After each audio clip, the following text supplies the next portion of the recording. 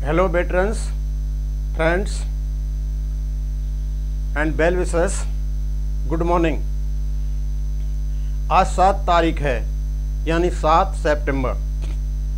कल 6 सितंबर ख़त्म हो गया यानी क्यूरेटिव पिटीशन लगाने का टाइम ख़त्म हो गया और ऐसी कोई सूचना नहीं है कि पिटीशनर्स ने क्यूरेटिव पिटीशन लगाई है। अब यहाँ से 7 तारीख से OROP का काउंट डाउन शुरू होता है क्योंकि क्यूरेटिव पिटीशन का टाइम निकल चुका है। भारत सरकार ने भी जो 90 दिन का टाइम मांगा था वो 16/9/2022 को ख़त्म हो रहा है। तो 7 तारीख से लेकर के 16/9/2022 तक ये जो दिन हैं 9-10 दिन, ये बहुत ही उत्तेजना से भरे दिन हैं। हर व्यक्ति ये सोच रहा है कि जल्दी से जल्दी इन 9-10 दिन में OROP की टेबल्स चालू हो जाएं। अब काउंट डाउन शुरू हो चुका है। अब काउंट डाउन किस किस का शुरू हुआ है? एक तो OROP इम्प्लीमेंटेशन का काउंट डाउन यानी यह होने वाली है, इसका समय खत्म हो चुका है दोनों साइड से। दूसरा काउंट डाउन, यदि ये 16/9/2022 तक नहीं आती है तो आप निश्चित समझना कि वर्तमान भारत सरकार का भी काउंटडाउन शुरू हो चुका है क्योंकि एक तो पूर्व सैनिकों में बहुत ज़्यादा रोष व्याप्त है और उसमें भी इनकी चुप्पी है और चुप्पी की वजह से कुछ बता नहीं रहे, तो बहुत ज़्यादा इनको अपमानित होना पड़ेगा और पूर्व सैनिक बहुत ज़्यादा नाराज होंगे। और यदि ये लागू हो जाती है तो जंतर मंतर पर बैठे हुए हमारे लोग, काउंटडाउन इनका भी हो गया है यानी इनका भी प्रलय का दिन आ गया है।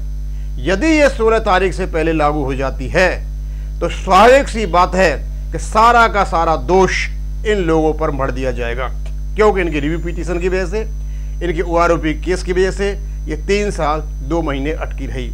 तो अब इन सब की सांसें अटकी हुई हैं। सांसें भूतपूर्व सैनिकों की भी अटकी हुई हैं कि होगा या नहीं होगा।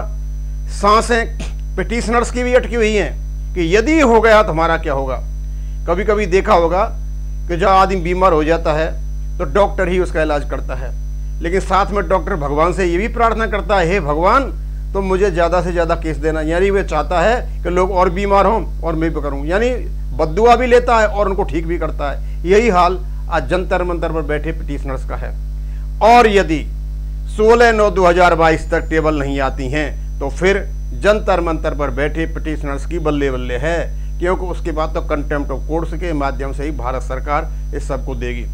लेकिन अब क्योंकि जैसे ही OROP लागू हो जाएगी ये OROP का मैटर क्लोज हो जाएगा। ये जितने भी रंगीन जो टाइटल और थंबनेल निकाल करके हम जो बताते रहे OROP ख़त्म हो जाएगा और उसके बाद रह जाएंगी केवल वेलफेयर की बातें। तो मैंने सोचा मुझे कहीं ये जो DSW के साइट पर मैं गया, वेलफेयर स्कीम में पढ़ रहा था तो वहाँ मैंने देखा तो ये मुझे बहुत इम्पोर्टेंट लगा।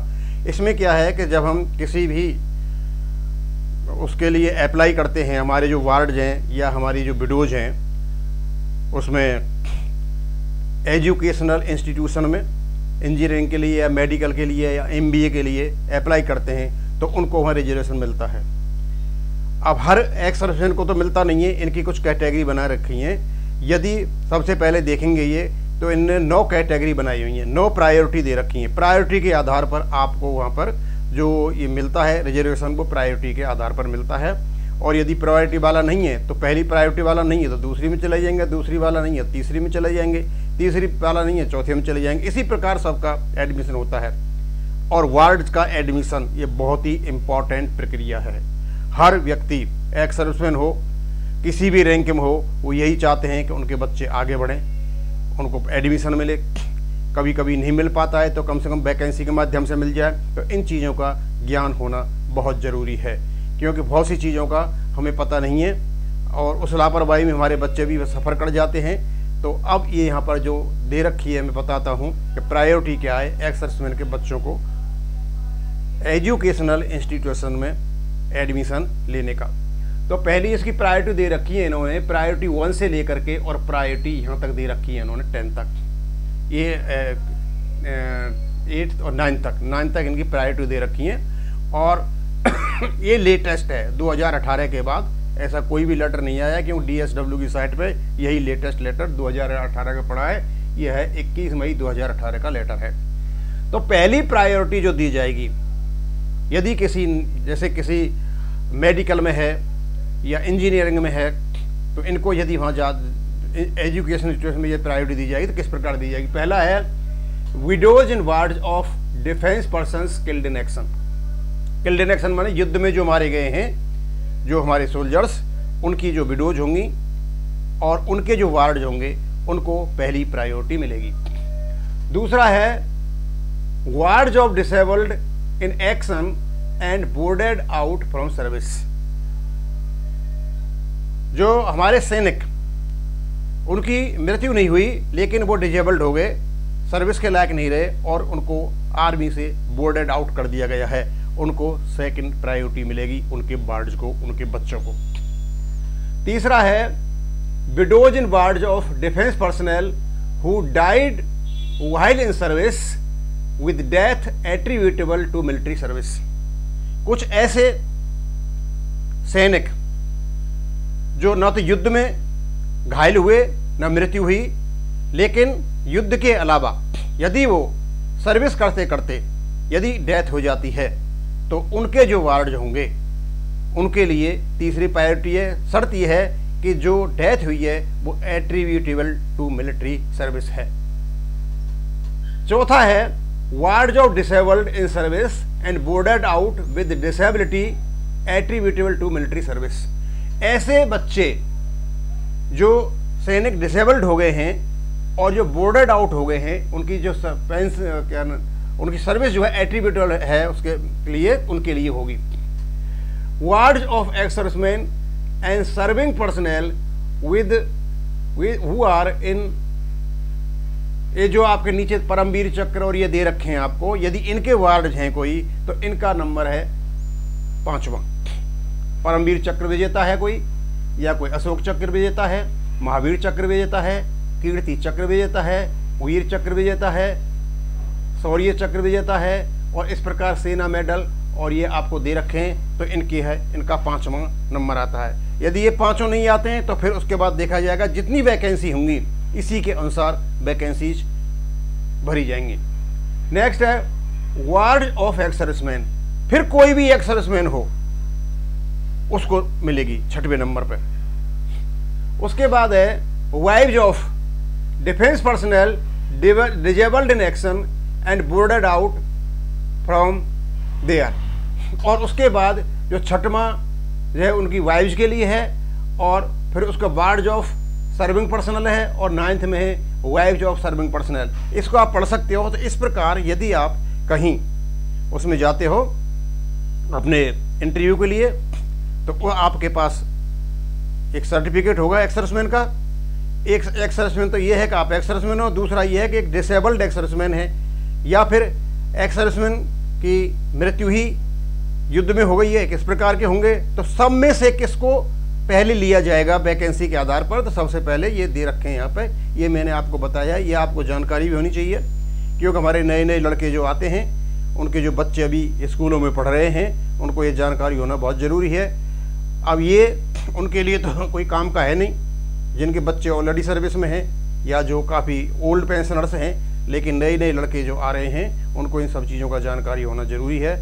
जब भी आपके बच्चे किसी रिजर्वेशन का फ़ायदा उठाना चाहते हैं एक्स सर्विसमैन की कोटे से, तो इस प्रकार उनको एक्स सर्विसमैन से कोटा मिलेगा। ये जो जानकारियां हैं हम इनको लाते रहेंगे, क्योंकि अभी मैंने देखा था एक KSB गाइड 2022, केंद्रीय सैनिक बोर्ड गाइड 2022 निकाली हुई है। वो बड़ी एग्जॉस्टिव और कॉम्प्रिहेंसिव बुक है। उसमें काफ़ी कुछ एक्स सर्विसमैन की सहूलियतों के बारे में दे रखा है। हम उसको पढ़ेंगे और धीरे धीरे करके सारी बातों को हम डेली आपको बताएंगे, जिससे आपको इन बातों की जानकारी हो और आप उसको देख सके आपको उनसे कहाँ कहाँ फ़ायदे हैं। उसमें बहुत सी ऐसी बातें हैं जिनको हम भी नहीं जानते, और बहुत बड़ी काम किया है उन्होंने निकाल करके, बहुत अच्छा काम किया है। वो जानकारी क्योंकि वो इंग्लिश में है, तो बहुत से जो हमारे एक्स सर्विसमैन हैं उसको पढ़ नहीं पाएंगे, और कुछ ऐसे हैं कि बस सिर्फ अपने तक आत्मसंतुष्ट हैं, अपनी पेंशन मिल जाती है, अपने खेतों में घरों में काम कर लेते हैं, आ जाते हैं। तो ये जानकारी का अभाव या जानकारी के प्रति उपेक्षा, ये भी हमारे पिछड़ेपन का एक कारण है। तो हम कोशिश करेंगे इन चीज़ों को आप तक पहुंचाएं और पहुंचाते रहेंगे। आगे आप उनकी जानकारी कैसे लेते हो ये आप पर डिपेंड करता है। तो मैं दोबारा कहना चाहूँगा कि अभी 7 तारीख है आज, और ये 10-11 दिन जो हैं 7 से लेकर के 16 तारीख का दिन है, ये बहुत ही इम्पॉर्टेंट दिन है। और इसमें हमारे एक्स सर्विसमैन काफ़ी चिंतित होंगे, काफ़ी व्याकुल होंगे, इंतज़ार कर रहे होंगे कि OROP की टेबल कब आएगी।